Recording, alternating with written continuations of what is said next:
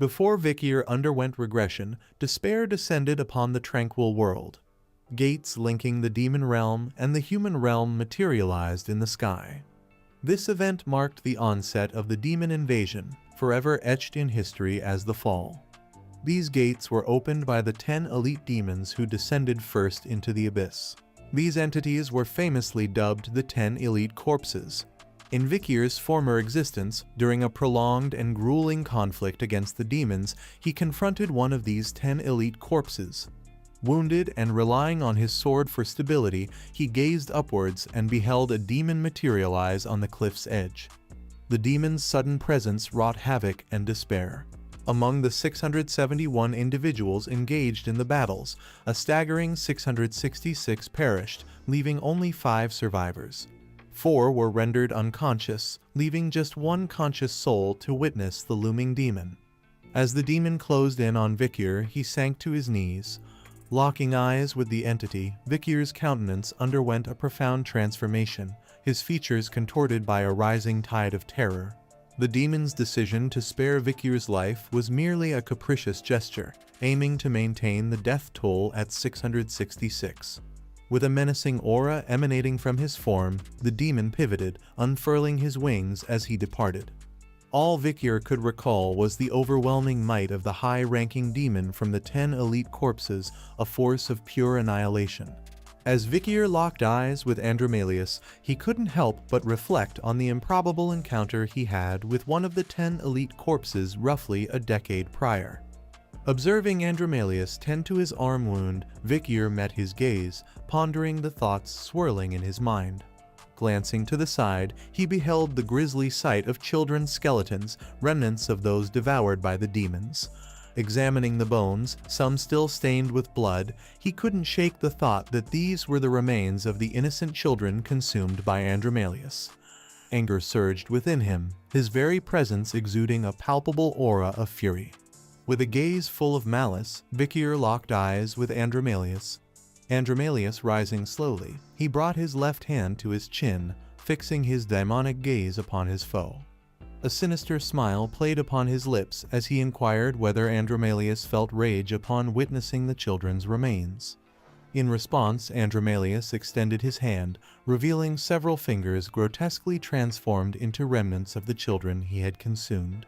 The pinky finger twisted into the form of a child's mouth. The ring finger contorted into a nose, the middle finger morphed into strands of hair, and the index finger shifted into skin. Andromalius reassured Vikir not to fret, explaining that the children were alive and ensconced within his essence.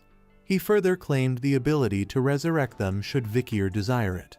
Reciting incantations in the ancient tongue of demons, Andromalius initiated a ritual, prompting the children's forms to gradually manifest from within his own being. Vikir watched in silent bewilderment, attempting to comprehend Andromalius's intentions. As the distorted visages of the children emerged from Andromalius's form, they began to plead for assistance. Witnessing the disturbing spectacle, Vikir's anger boiled over, compelling him to wield the Beelzebub sword once more. With a swift stroke, he severed Andromalius's only remaining arm. Andromalius, helpless against the impending strike, collapsed to his knees, writhing in agony. The damage inflicted upon his soul by the Beelzebub sword left him vulnerable and tormented. Observing Andromalius's suffering, Vikir took perverse pleasure in the demon's torment. Then, Vikir assured him that there was no need to fret over the fate of the children, as the deceased cannot be resurrected. As Andromalius, now bereft of both hands, gazed downward with an anxious countenance, he let out a piercing scream, overwhelmed by the excruciating pain. Suddenly, his body became enveloped in a demonic aura, and to Vikir's astonishment, the 2 severed hands began to regenerate. With a smug smile, Andromalius gazed into Vikir's eyes and explained the phenomenon of regeneration. Rising from the ground, he began to brush off his pants while acknowledging that they both harbored numerous secrets. Vikir, maintaining silence, offered no response. Andromalius commended Vikir's intellect, noting that even Osiris had only attained the level of a graduate at the age of 30, while Vikir had accomplished this feat at the tender age of 17. It was evident to Andromalius that Vikir had become an unprecedented anomaly. With a gesture, Andromalius extended his hand to the side, its form beginning to shift gradually. Andromalius pondered that with Vikir wielding the Beelzebub sword, the weapon of the Lord of Demons, he could potentially pose a significant threat to demons in the future. After a brief pause, his hand morphed into a sharp blade. He directed it toward Vikir, locking eyes with him as a smile crept across his face, disclosing his intention to end Vikir's life on the spot. Upon hearing Andromalius's declaration, Vikir swiftly drew the Beelzebub sword. With a gaze filled with vengeance, he vowed to avenge all the children devoured by the demon. Their eyes locked for a tense moment, thickening the air with anticipation.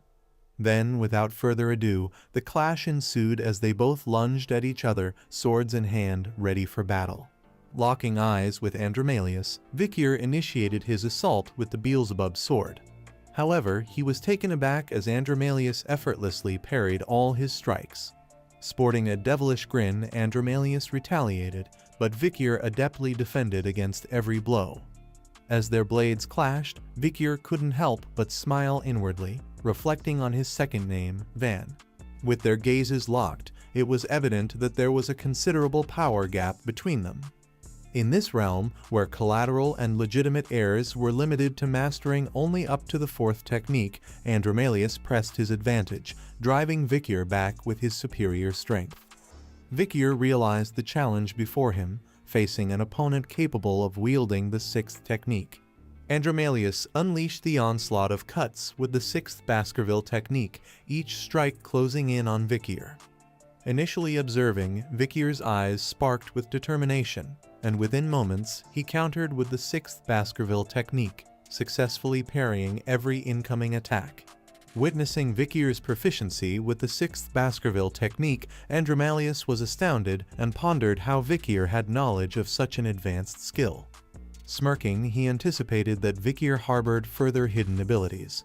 Suddenly, part of Andromalius's face morphed into a flexible, razor-sharp sword. With a smile, he launched a surprise attack, wielding both swords with precision aimed at Vikir. Using the Beelzebub sword, he parried Andromalius's sword strike, yet the flexible blade inched perilously close to his eye. With a lethal glare, he focused on the approaching sword. Suddenly, the Beelzebub sword's blade ignited with intense mana. Andromalius's expression swiftly shifted from satisfaction to sheer surprise as he beheld the unexpected surge of power emanating from the sword. The mana emanating from the sword surged with such intensity that it caused even Andromalius's hair to flutter wildly.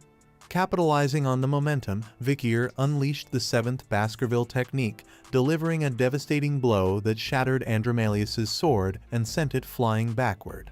The force of Vikir's strike struck Andromalius squarely in the abdomen, eliciting a spurt of blood from his mouth. Andromalius found himself perplexed, contemplating how Vikir could possess knowledge of the closely guarded 7th Baskerville technique, a skill typically reserved for the Baskerville family head. Despite his astonishment, Vikir pressed forward with relentless determination, closing the distance between them with alarming speed. His eyes bore into Andromalius's with a lethal intensity, while the aura surrounding the Beelzebub's sword intensified, casting an ominous glow. With a forceful strike, Vikir plunged the sword into Andromalius's abdomen, generating a dense curtain of smoke within the cave. As the haze gradually dissipated, it revealed Vikir's blade embedded deeply in the demon's chest, a testament to the devastating power of the attack. As Andromalius writhed in agony, Vikir leaned in and delivered a biting truth. Demons, in their arrogance, often underestimated humans. With a smirk, he taunted Andromalius, exposing the vulnerability of even the most cunning demon to deception. Andromalius met his gaze with a clenched jaw, his frustration palpable. In disbelief, Andromalius grappled with the fact that a mere human dared to mock him in such a manner. Despite the heroes who had sealed the door and ended the age of destruction, they had failed to fully condemn the 10 elite demons. But now, the circumstances were different, as the fall had not yet commenced.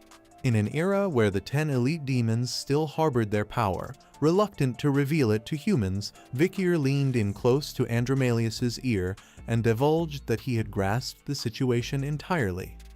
This revelation left Andromalius bewildered, uncertain of what Vikir was referring to. Andromalius found himself caught off guard, his expression reflecting surprise as he glanced at Vikir. Vikir elucidated that the scheme orchestrated by the demon masquerading as Set aimed to bridge the human realm with the demon realm. Thus, thwarting the plan by eliminating the 10 demons would avert the impending cataclysm. As Vikir's body emanated potent mana, the gravity of their situation intensified. With a gaze filled with malice, Vikir conveyed that eliminating the 10 demons would bring him a sense of solace. Andromalia's countenance shifted abruptly, fear now etched across his features. Pondering why he harbored apprehension towards a mere human, anger surged within him, causing his teeth to clench tightly. In that instant, Andromalius hurled a curse at Vikir, his body radiating a demonic aura. Sensing imminent danger, Vikir swiftly distanced himself from the demon. Suddenly, Andromalius' form contorted into a crimson sphere bristling with thorns crafted from blood itself. Vikir quickly retreated several meters, his hand raised in a defensive gesture. He fixed his gaze on Andromalius, pondering the nature of the blood thorns encasing him. Gradually, the thorns receded, revealing Andromalius' legs after a few tense seconds. Andromalius inquired of Vikir, expressing disbelief that he would reveal his true form to a mere human. Vikir remained silent, his expression unreadable. After a tense pause, the blood-formed sphere vanished, revealing Andromalius in his demon guise complete with horns, fangs, claws, and goat-like legs, all accompanied by a sinister grin. Andromalius fixed his gaze on Vikir and disclosed that the demon form before him was his true essence. He acknowledged Vikir's unexpected strength with a raised hand, while Vikir remained silent, absorbing the revelation.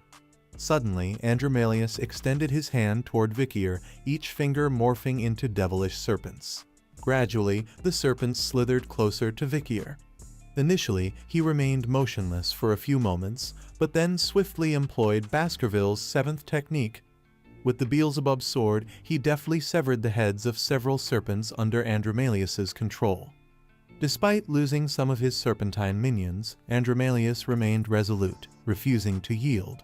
Sporting a malevolent grin, Andromalius extended his other hand towards Vikir, summoning more serpents that slithered menacingly in his direction. As the serpents launched their assault, Vikir swiftly employed the 7th technique, gracefully evading their strikes and decapitating them with precision. While he focused on dodging their onslaught, a serpent darted from behind, hurtling towards him with alarming speed. In a swift motion, Vikir, caught off guard by the serpent's stealth, felt the searing pain as it sank its fangs into his shoulder. Reacting swiftly, he pivoted and with the Beelzebub sword, severed the serpent's head. Witnessing Vikir's reaction, Demon Andromalius grinned triumphantly, halting his onslaught of serpents. With a hand casually resting on his hip, Andromalius fixed his gaze on Vikir, extending his other hand to convey that the battle had concluded. Vikir, puzzled, touched the bite on his shoulder, questioning Andromalius's claim as the wound seemed inconsequential to him. Andromalius, the demon, extended his palm, radiating an ominous aura as a demonic mouth materialized in its center. With a technique known as infinite blood absorption, he began draining Vikir's blood through the snake-bite wounds, leaving Vikir bewildered and unaware of what was occurring. Stretching out his hand, Andromalius directed the demonic mouth to suck the blood flowing from Vikir's wounds. As he drew closer, his other hand remained on Vikir's head, maintaining eye contact. With a grin, Andromalius disclosed his power to manipulate blood, all the while continuing to drain Vikir's life force. He further asserted that his abilities were unparalleled when facing living creatures. As Vikir's blood gushed from his shoulder, he stood stoically, his gaze unwavering. Andromalius then disclosed that Vikir's blood would continue to drain until he was entirely depleted, leaving him a lifeless husk. He was identified as the 10th corpse known as Andromalius, rated with an S-level risk with an unspecified size. Discovered deep within the Gate of Destruction, dubbed the Snake's Womb, this demon was notorious under the alias of the 10th corpse. As a natural adversary of humanity, he was one of the 10 calamities deemed inscrutable and indomitable. Employing the infinite blood absorption technique, Andromalius initiated the extraction of Vikir's blood through the fang wounds. His mastery over blood granted him unparalleled control, rendering his abilities invincible in confrontations with living beings. With a deliberate gesture, Andromalius extended his hand toward Vikir, and gradually the demon's mouth commenced extracting blood through the wound inflicted by the snake's fangs. As he drew blood from Vikir, Andromalius fixed his gaze upon him, unveiling with a smile his ability to infinitely drain blood. He further explained that his ability bestowed upon him the gift of immortality, ensuring that as long as there were wounded living beings in his vicinity, his vitality would remain boundless. Vikir maintained his silence, meeting the demon's gaze squarely. He then glanced slightly aside, observing as his blood continued to gush from his shoulder via the snake's fang wound. Initially silent, Vikir eventually cracked a smile. Observing this, Andromalius questioned whether Vikir had lost his composure. Misinterpreting the smile as mockery, he extended his hand further, accelerating the blood extraction. Undeterred, Vikir met Andromalius's gaze with a penetrating stare, his body exuding a palpable aura of menace. Covering his mouth with his hand, Andromalius suddenly felt a surge of pressure. Vikir, observing this, found amusement in Andromalius's unwitting absorption of something detrimental. The poison within Vikir's blood subtly took effect in Andromalius's body, gradually harming him. Andromalius gazed at Vikir with a mix of surprise and confusion, unaware of the unfolding effects. Within moments, Andromalius collapsed to his knees, his hands gripping the ground as he bowed his head in agony. Through the pain, he questioned Vikir about the unusual properties of his blood. Vikir, with a smirk, activated the Beelzebub sword and directed Andromalius's attention to it, teasingly suggesting that he might find what followed rather amusing. With a deliberate motion, Vikir drew the Beelzebub sword nearer to his other hand, and with the sharp blade, sliced deep into his wrist. His blood flowed like a crimson waterfall onto the ground, a stark contrast to Andromalius's writhing form. Amidst his suffering, Andromalius discerned the sound of Vikir's blood. Lifting his head slightly, he beheld the demonic aura emanating from Vikir's blood, swiftly realizing its poisonous nature. Observing Andromalius's expression, Vikir disclosed that his abilities extended beyond possessing toxic blood. In a matter of seconds, the wound inflicted on his wrist by the Beelzebub sword fully healed. Locking eyes with Andromalius, he smiled and unveiled his capability for regeneration, akin to that of demons. Upon hearing this revelation, Andromalius's expression underwent a drastic transformation as he fixed his gaze on the wound adorning Vikir's wrist. Beads of sweat formed on his brow as he pondered the possibility of a mere human wielding the power of regeneration. He also questioned how Vikir's blood could hold such potent toxicity against demons, a trait typically associated with formidable creatures like the mountain spider, the nine-headed serpent of the giant lands, and the infamous Medusa dwelling beneath the Black Sea. As drops of Vikir's venomous blood trickled onto Andromalius's face, he gritted his teeth in discomfort. While maintaining eye contact, he mulled over the perplexing question of how a mere human could harbor a poison rivaling that of the mightiest monsters. With a subtle slice from the Beelzebub sword, Vikir created a small cut on his finger. Extending his finger toward Andromalius, he allowed droplets of blood to descend upon the demon's face, further deepening the mystery of Vikir's uncanny abilities. In mere moments, the venomous blood began its relentless assault, inflicting excruciating agony upon the demon. Andromalius, overwhelmed by the torment, bowed his head to the ground, shielding his face with trembling hands as anguished cries erupted from his lips. Vikir maintained a steady gaze, observing the demon's torment with a hint of satisfaction as a faint smile played upon his lips. Taunting Andromalius, Vikir inquired if he desired another dose of blood. Equipped with the gluttonous fly Beelzebub, Vikir wielded the deadly poison ability of S rank in his first slot. His second slot housed the silent Hill Mushu Hushu ability, ranked A, while the third slot boasted the super regeneration ability Swamp Salamander of Wolf, also ranked A. Placing his finger in his mouth to staunch the bleeding, Vikir maintained a composed demeanor. Observing Andromalius in agony on the ground, Vikir noted that Madam's poison was indeed effective even against the 10 elite corpses. Drawing the Beelzebub's sword, its blade radiating a formidable aura, he realized that relying solely on Madam's poison might not be enough to vanquish Andromalius. Step by step, Vikir approached Andromalius, confident in the effectiveness of the poison. As a high-ranking graduate in the 6th Baskerville, and now wielding the power of Beelzebub, he believed he could take on the 10 elite corpses of the era. Unsheathing the Beelzebub sword, he activated Baskerville's 7th technique and delivered a precise strike to Andromalius's chest, inflicting a deep wound. Upon being struck, Andromalius collapsed to the ground, writhing in agony, his gaze fixed on Vikir's advancing form. He gritted his teeth, struggling to comprehend Vikir's inexplicable strength. Moments later, as Vikir drew near, exuding a potent and menacing aura, he locked eyes with the fallen demon. Andromalius pondered the origins of Vikir's monstrous power, but quickly set aside the question, prioritizing his survival and the revelation of his presence to the demon world. With a swift decision, he disabled the cave's protective shield, a move swiftly detected by Vikir. As Vikir's attention shifted towards the cave's exit, he sensed an increase in the demon's magical energy. Meanwhile, Andromalius, taking advantage of the distraction, began to rise, his form surrounded by a sinister aura. With a wicked grin, he unleashed his demonic abilities, commanding the water of the river within the cave to transform into blood, which ominously pooled behind Vikir. With a calm demeanor, Vikir placed his hand in his pants pocket, observing in silence as the water transformed into blood behind him. As the crimson liquid replaced the clear water, Vikir turned his head slightly, acknowledging Andromalius's power to transmute water into blood with a thoughtful expression. Despite acknowledging Andromalius's formidable demonic prowess, Vikir recognized that even in a weakened state, a high-ranking demon remained formidable. Utilizing the Beelzebub sword, Vikir made a deliberate incision on his wrist and extended his hand towards the river, allowing his toxic blood to seep into the water.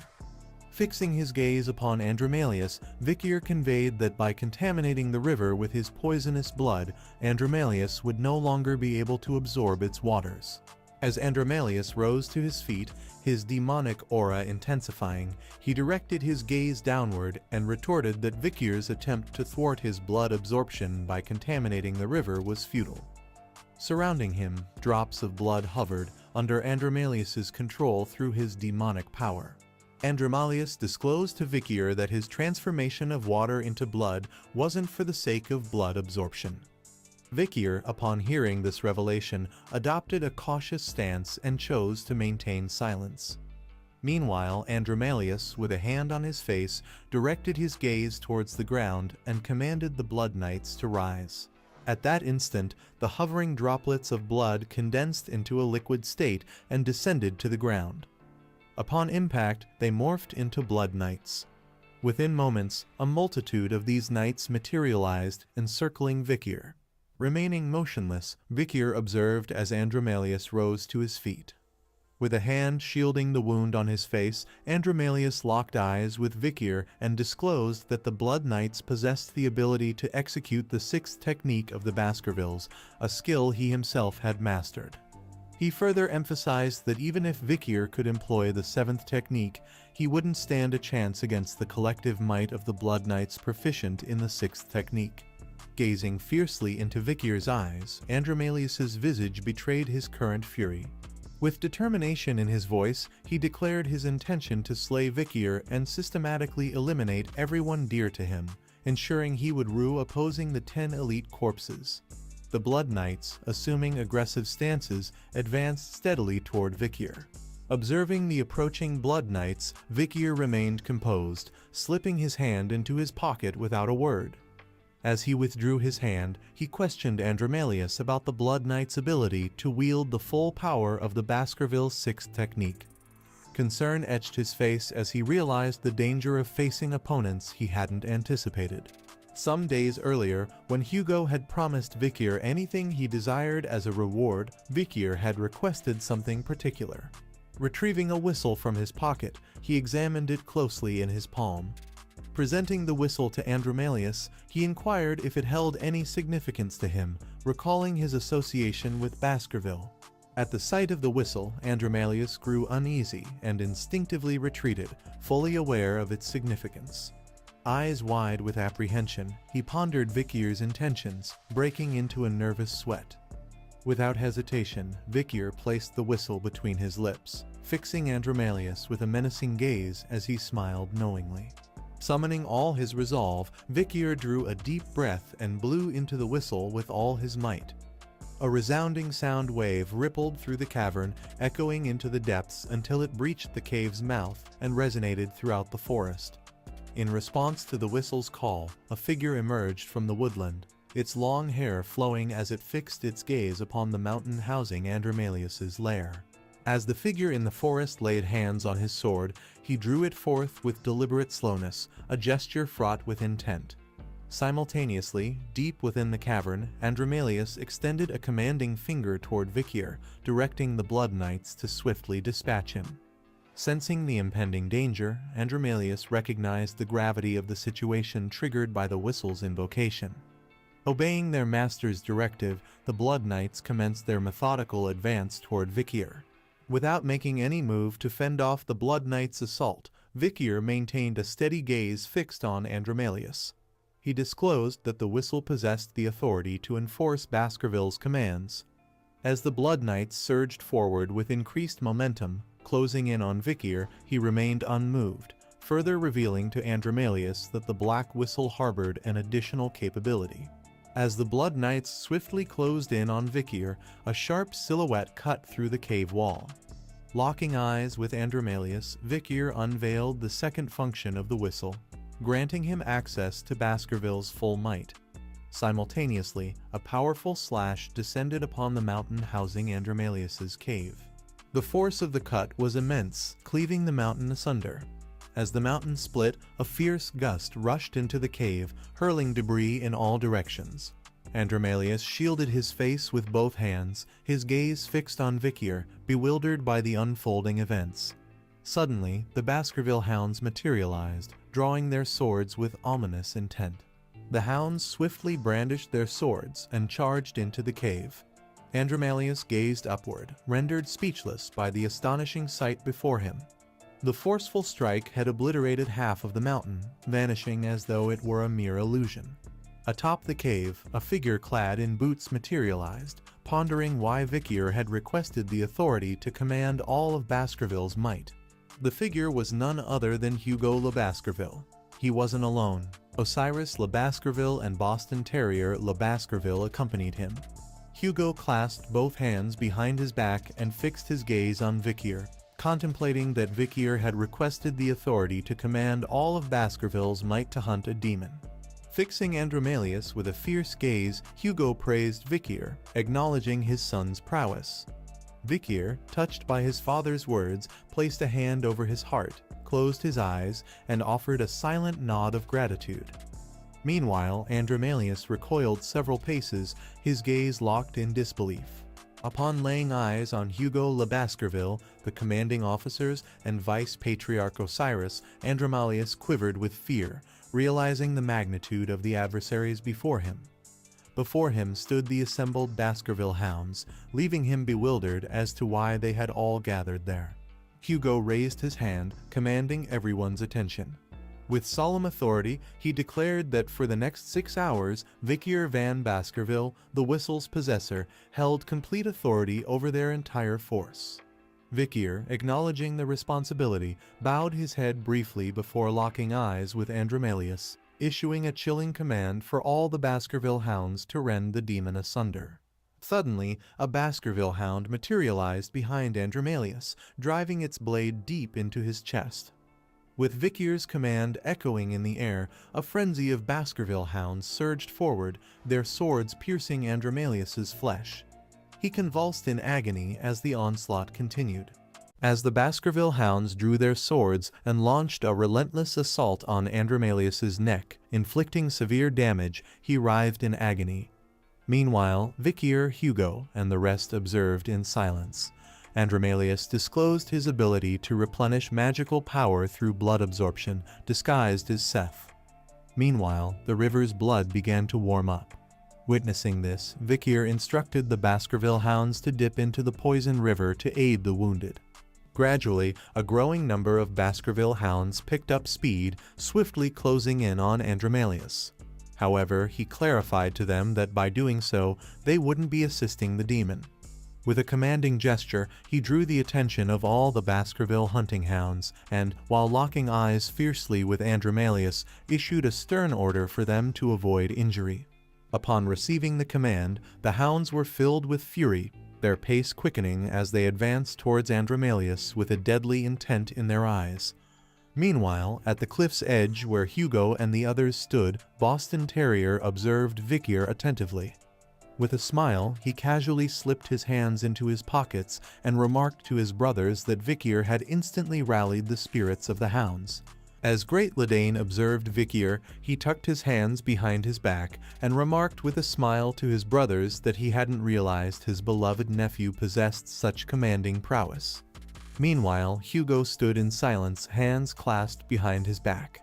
Then, fixing his gaze firmly on Andromalius, he disclosed to them that he had failed to recognize that his own son had transformed into a demon. As he surveyed the scene, he inquired of his brothers if this was the present state of affairs within Baskerville. Meanwhile, Andromalius, impaled by the Baskerville hound's swords, uttered curses upon them all. Then he spread his hands outward, his fingers morphing into serpents. Slowly, the snakes slithered towards the hounds, launching their attacks. Unfortunately for him, outnumbered by the bloodhounds, they swiftly severed the heads of the snakes. Gathering momentum, they launched another assault on Andromalius, thrusting their swords into his body once more, eliciting agonized contortions from him. As the serpent heads gradually littered the ground, Andromalius realized that everyone confronted him without hesitation, despite the peril posed by the abilities of a high-ranking demon like himself. It didn't take him long to recognize these as the Baskerville hunting dogs, and he marveled at the extent of their abilities, surpassing even his own imagination. Swiftly, he began to contemplate his options, realizing that employing healing abilities would only deplete his magical reserves. Determined to extricate himself from this predicament, he hastily sought a means of escape. With his eyes gradually closing, Andromalius focused his gaze on Osiris, whose hand rested on his sword. He believed Osiris held the key. Andromalius proposed a deal to Vikir and Hugo. As they listened, Osiris met his gaze, contemplating the demon's intentions. Meanwhile, the Baskerville hounds forced Andromalius to his knees, restraining him and positioning two swords near his neck. Directly locking eyes with Vikir, Andromalius laid out his proposition. Spare his life, and he would vacate Seth's body immediately. He challenged Vikir, questioning whether he intended to discard the family's second son so readily. Initially, Vikir's gaze dropped to the ground, puzzled by Andromalius's words. Then, with a fierce glare, he returned the stare, questioning Andromalius's belief that Baskerville would entertain such a negotiation. Andromalius's expression underwent a dramatic shift. With tightly clenched teeth, he locked eyes with Vikir and conceded that Vikir was correct in his assessment. He knew well enough that their proposition wouldn't find favor with them. However, he recognized that within their midst there was only one individual who might entertain such an offer. As the Baskerville hounds held their swords at his neck, Andromalius fixed his gaze toward the mountaintop and summoned Osiris. He questioned whether Osiris would stand by and allow his younger brother, who had faithfully followed him, to perish.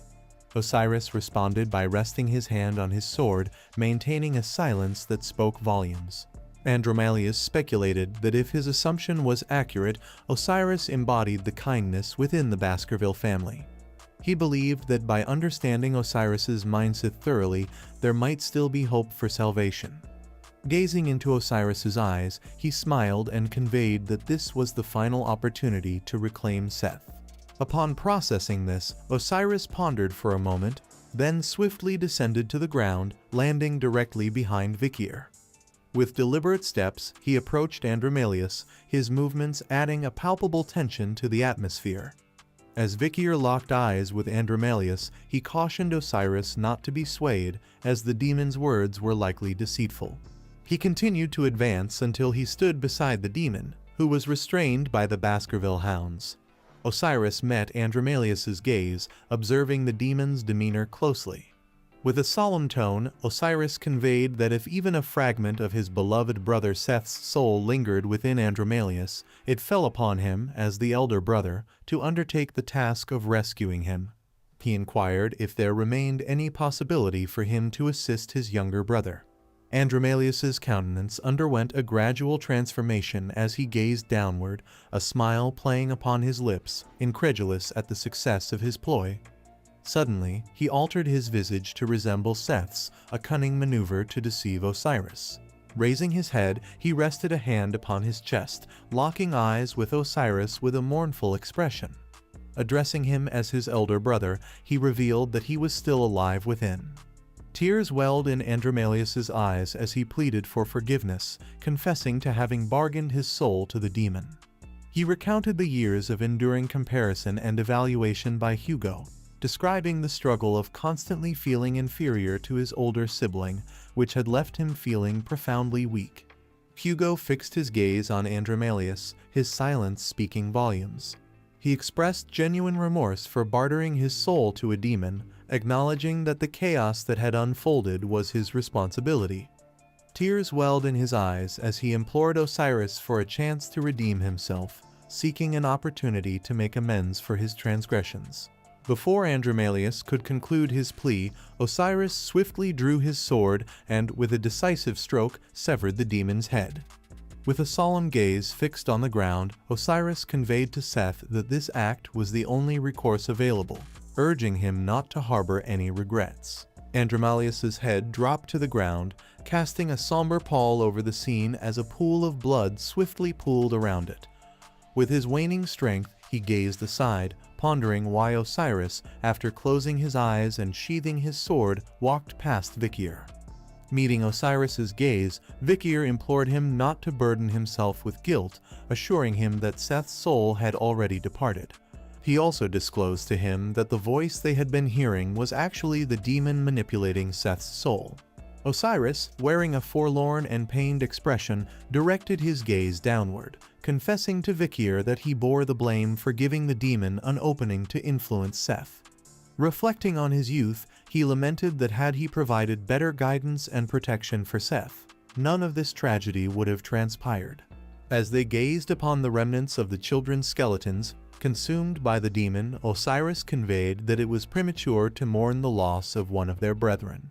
He expressed sorrow at the fate of the children, who were meant to be the future of the Baskerville territory, but had instead become sacrificial victims. He admitted to everyone that as the head of a small household, he felt ashamed for not having been aware of the situation until now. Vikir, upon hearing this, lowered his gaze to the ground, acknowledging the truth in his older brother's words. As they both looked towards the lake, Osiris confided in Vikir, revealing that he had been unaware of how he unwittingly played into the demon's hands. In that instant, one of the hounds glanced upward, drawing the attention of the others. As Vikir and Osiris followed its gaze, they witnessed Andromalius's head sprouting bat-like wings and starting to ascend. With a mocking smile, Andromalius looked down at Osiris and Vikir, derisively referring to them as foolish hounds as he flew away. Then, locking eyes with Hugo, he smirked and disclosed to all present that delaying the door's opening was within his power, rendering their efforts futile. He further stated that his fellow demons, his brethren, would handle the task of opening the door. With a menacing promise, he vowed to return and eliminate them all once he had regained his strength. Vikir swiftly pivoted toward the demon, his fists clenched tightly, and as he watched Andromalius soar away, he embraced Osiris. His teeth gritted with frustration, he realized he had no means to strike from such a distance. Osiris, too, shifted his gaze towards Andromalius, meeting his eyes in silence, withholding any verbal response. At that instant, Hugo seized Seth's attention, reminding him of the principle he had instilled, that a swordsman never shows his back. With a slight turn of his head towards the demon, his eyes burning with fury, he addressed him as his dear son. Andromalius, upon hearing these words and sensing the intensity of Hugo's gaze, was overcome with profound terror. As Hugo fixed his gaze upon Andromalius, his aura brimming with potent mana, he gradually drew his sword from its sheath. Observing this, Andromalius, the demon, found himself perplexed by the sensation enveloping him. He speculated that Seth's presence might have completely dissipated. Yet, he couldn't shake off the lingering fear of Hugo that still gripped his mind. As Hugo cast his intense gaze upon Andromalius, a visible trail of smoke began to drift from his mouth. Andromalius suddenly grasped that this sensation was the embodiment of raw dread in the face of formidable strength. Meanwhile, Hugo's figure radiated potent and overwhelming mana as he drew his sword, leaving all witnesses in Baskerville awestruck by its incredible power. Vikir and Osiris observed silently as Hugo assumed an offensive stance, directing his attack towards the airborne Andromalius. As moonlight pierced through the clouds, Andromalius recalled something significant. Turning to face Hugo, he met his gaze with a smile, explaining that regardless of Hugo's swordsmanship prowess, it was futile to believe his strikes could reach the skies. With lightning speed, Hugo delivered a devastating blow towards the demon, slicing through parts of the mountain with unstoppable force. Andromalius, caught off guard, attempted to speak, but before he could utter a word, Hugo's strike severed his head into fragments, leaving him bewildered. As the shattered pieces of his head disintegrated into dust and drifted to the ground, Andromalius couldn't fathom how a mere human possessed such incredible power. Hugo stood gazing at the sky, his silence carrying a weighty presence. Vikir's eyes remained fixed on Hugo, recognizing the unmistakable power of the swordsman, Hugo le Baskerville. The force of Hugo's strike was so immense that it cleaved the very clouds asunder. Within moments, the demon's head vanished, obliterated by Hugo's overwhelming strength. As the remnants of Andromalius's head drifted down, illuminated by the moon's glow, Vikir contemplated the awe-inspiring might wielded by a true master swordsman. In the following days, a sense of relief washed over Baskerville as people convened, drawn by the official announcement plastered across the squares of the family's domain. In the wake of the investigation into the abduction of orphan children and the ensuing turmoil, the Baskerville family diligently pursued truth and justice. The announcement detailed the procedures for uncovering the truth and securing compensation for the children who had gone missing within Baskerville's territory. Its intent was to shed light on the entire narrative and ensure restitution for all child disappearances spanning from 10 BC to 19 AD. Upon learning this news, a wave of shock swept over everyone. While the identity of the culprit, a high-ranking demon, had not been disclosed, the heinous deeds of the Baskerville family's second son were starkly laid bare for all to see. Soon after, the public trial of Seth's mother swiftly ensued. Accusations piled up against her, ranging from releasing a venomous snake in the children's room to the murder of Hugo's first wife, along with conspiracy to kidnap the eldest daughter and complicity in the children's kidnapping. Ultimately, she faced a staggering 1,642 charges. Despite the surprise, it became evident that she had not fallen victim to manipulation by the demon Seth. Moments before her execution, she vehemently demanded a meeting with Seth. Soon after, Seth's minions faced a similar fate, with Osiris overseeing the proceedings. The execution unfolded under his meticulous guidance, although another figure played a role. Vikir van Baskerville himself had been granted a portion of Osiris' authority in this matter. Tales of his skirmishes with the barbarians circulated widely, accompanied by rumors suggesting that he played a pivotal role in resolving the conflict. Initially met with discontent, public sentiment in the territory gradually shifted to admiration for Vikir. Following that pivotal moment, Osiris and Vikir efficiently wrapped up their tasks in less than a week. An esteemed member of the Baskerville clan faced immediate execution, stunning numerous residents in the territory. This event underscored the uncompromising nature of Baskerville law, which spared not even its own kin. The perception of strictness and precision reigned once more among the populace. As Hugo sat with Palmerian on his lap, he gently placed a hand behind her back and inquired about the grandfather's transformation. Upon hearing this, she gazed at Hugo with a puzzled expression, her finger grazing her chin as she pondered. After a few moments of contemplation, she scrutinized Hugo closely and discerned a change in him. Hugo's transformation was evident. He had completely shaved his beard and mustache. Turning his gaze towards Pomerian, he smiled warmly as their eyes met. Pomerian gestured towards Hugo's face, noting the absence of her grandfather's mustache and beard. In the office, he was accompanied by Butler Barrymore, with Osiris and Vikir positioned in front of him. Standing silently, Vikir and Osiris observed Hugo attentively. With Pomerian seated on his lap, Hugo turned to her, seeking her thoughts on her grandfather's altered appearance. She burst into laughter, deeming her grandfather boring now. As Vikir and Osiris continued to quietly observe Hugo and Pomerian, Osiris couldn't contain a smile upon witnessing Hugo's happiness, feeling a sense of peace settle within him. Meanwhile, Pomerian's demeanor caught Vikir off guard. He hadn't anticipated such a scene following the recent upheaval. As he observed Hugo, Vikir reflected on the nearing conclusion of the purge targeting Seth's associates. He concluded that the remnants of the demon had now vanished from Baskerville territory.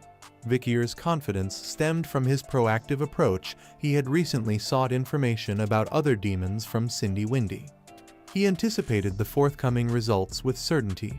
Just days prior, when Vikir inquired with Wendy about demon information, her response was intense. She clenched her fist tightly and stared at Vikir with aggression, questioning his intent to track down a demon on par with Andromalius. She further questioned Vikir about the number of necks he presumed she possessed. Lost in contemplation, Vikir was interrupted by Osiris. Turning slightly towards Vikir, Osiris looked into his eyes and addressed him as his younger brother, acknowledging the difficulties they had faced. Osiris's voice brought Vikir out of his reverie. Turning his head towards Osiris, he locked eyes with him as Osiris expressed gratitude for his hard work. Subsequently, both of them directed their attention towards Hugo. Moments later, Osiris shifted his gaze slightly towards Vikir, keeping one eye on him as he explained that handling all the associated affairs might delay Vikir's admission to the academy. Having spoken, Osiris advised Vikir to prepare himself. As Vikir glanced at Hugo, he confided in Osiris about his lingering concerns regarding the family's ongoing crisis. In response, Osiris reassured him not to dwell on family matters, reminding him that this was Hugo's choice as well. Vikir turned his gaze towards Hugo, his expression serious as he pondered why they were sending him to the academy amidst the current circumstances. He reasoned to himself that, considering Hugo's favorable public perception, it would make more sense for him to handle matters directly. Fixing his gaze on Hugo, he pondered the nature of this plan. Osiris noticed Vikir's contemplative expression and turned his head slightly towards him, curious about his thoughts. He fixed his gaze intently on the ground before lifting his head with a smile, capturing everyone's attention. With clarity, he announced that their father harbored concerns that Vikir might become ensnared in the repercussions of the power struggle and suffer harm. Hearing this, Vikir glanced sideways towards Osiris, his eyes meeting his, feeling a surge of surprise and curiosity about the conversation's direction. Osiris raised his head and directed his gaze towards Hugo. He shared with everyone that he had begun to feel a newfound understanding of their father. Meanwhile, Barrymore, hands clasped behind his back, couldn't suppress a smile as he observed Osiris. Hugo, with Pomerian seated on his lap, turned his head towards her, closed his eyes, and listened silently with a smile on his face. Osiris further remarked that Vikir often struggled with expressing himself, which concerned their father. Following this, Osiris closed his eyes, bowed his head slightly, and disclosed to everyone that he had been evaluated as the one most resembling their father. Concluding his statement, he implored Vikir to place trust in him. Vikir shifted his gaze towards Osiris, locking eyes with him in silence. As Osiris spoke, Vikir's attention was drawn by a noise, prompting him to swiftly turn his head forward. Before him, Hugo sat with Pomerian on his lap, tenderly fixing her hair with both hands. Witnessing this, Barrymore approached Hugo, leaning slightly forward as he observed Pomerian. Approaching Hugo respectfully as the patriarch, Barrymore instructed him to comb the strand of hair in the opposite direction, a task proving challenging for Hugo. As Hugo diligently worked on Pomerian's hair, he confided to Barrymore about the complexity of the task. After several minutes, with Barrymore's guidance, Hugo successfully managed to create 2 braids for Pomerian. As she held the 2 braids in her hands, she gazed at them intently, a smile gracing her lips. While Hugo entertained Pomerian, Vikir and Osiris stood nearby, silently observing. In that moment, Vikir found himself lost in contemplation, revisiting the scene through the lens of the past. Before regression, life felt like being tethered on a leash, a mere hound obediently following its master's lead. In the past, he had faithfully trailed behind Hugo, tending to his needs, unaware that Hugo too was bound by invisible constraints. Vikir's understanding of things was undergoing a profound shift. Experience, destiny, the end, and Hugo. Pomerian thanked Hugo, closed her eyes, and with a smile gave him a hug. Upon seeing this, Hugo was somewhat surprised and slowly began to move his hand towards her back. Upon seeing this, Barrymore was also surprised. While Hugo was stroking Pomerian's head, he closed his eyes and couldn't help but cry tears of happiness. As Vikir observed Hugo, he perceived a Hugo who seemed liberated from the constraints of a leash. His former self, symbolizing his past grievances, turned away and distanced itself from him. Vikir realized that the Hugo he once sought revenge upon was no longer present. With this understanding, Vikir's past self shed the metaphorical leash and embraced freedom. As Hugo embraced Pomerian, he closed his eyes, tears streaming down his face. Pomerian, opening her eyes, was taken aback by Hugo's tears. Witnessing this emotional moment, Barrymore couldn't contain his own tears. Removing his glasses, he closed his eyes, wiping away the tears with his hand. Observing Hugo's tears of rediscovered happiness, Osiris couldn't help but smile, feeling genuinely happy for him. In that moment, Vikir felt his past self recede, fading away into nothingness. With closed eyes, Vikir began to smile, a sense of inner peace washing over him. Grinning, he informed Osiris of his decision to attend the academy. Upon hearing this, Osiris closed his eyes and concurred, acknowledging it as a wise choice. Behind Vikir lay a chain, catching his attention. He pivoted towards it, crouching down to grasp it firmly, filling the air with tension. As he wrapped the chain around his hand, Vikir reflected on his inability to break free from this recurring cycle. Suddenly, he lifted his head, sensing an ominous energy drawing near. Demon hands seized the chain within Vikir's grip. Rising to his feet, he clenched his fist and cast a deadly glare at the demonic hands, realizing that he could not yet escape this cycle, as true revenge was on the horizon. Several days later, on an ordinary night, the giant clock of the clock tower was shattered, signaling the beginning of something ominous. The perpetrator was a human who had forged a pact with a demon. Engaged in combat, this demon clashed with a masked figure atop the tower. Their skirmish propelled them both off the tower's edge, hurtling towards the ground below. After a few moments, they reached the ground, where the masked individual halted their descent using a hand gesture. The demon opposing the masked figure wielded a colossal arm, its malevolent energy radiating from its form. Clenching his fist tightly, the demon fixed his gaze on the masked man, gritting his teeth as he demanded to know the man's identity. Rising to his feet, the man adjusted his jacket, prompting the demon to inquire how he was aware of the contract with the demon. With determination, the demon gathered speed, tightening his grip on his fist, and swiftly advanced towards the man. Rather than evading the assault, the man confidently strode towards the demon. This man was none other than Vikir van Baskerville. Extending his hand to the side, he summoned the Beelzebub sword. In a flash, just before the demon could strike, Vikir swiftly severed its arm into pieces with the Beelzebub sword. The demon writhed in agony, blood spilling from his mouth as he grappled with intense pain, bewildered by the sudden turn of events. With determination, Vikir gained momentum, taking a decisive leap towards the demon. Fixing him with a murderous gaze, Vikir advanced relentlessly. The demon, realizing the impending danger, attempted to defend himself, but found himself powerless to resist. Vikir exerted force as he pressed his foot down on the demon's head, driving it to the ground. The demon's hand trembled, and within moments, its life ebbed away. With the demon's lifeless form sprawled on the ground, Vikir turned away, beginning to walk slowly. Bathed in moonlight, he glanced back slightly, resting his hand on the mask as he walked away. Gradually, he peeled off the mask, fixing the demon with an intense, vengeful stare. With conviction, he declared himself as the Nighthound, the Avenger, destined to exact vengeance upon demons like the one before him.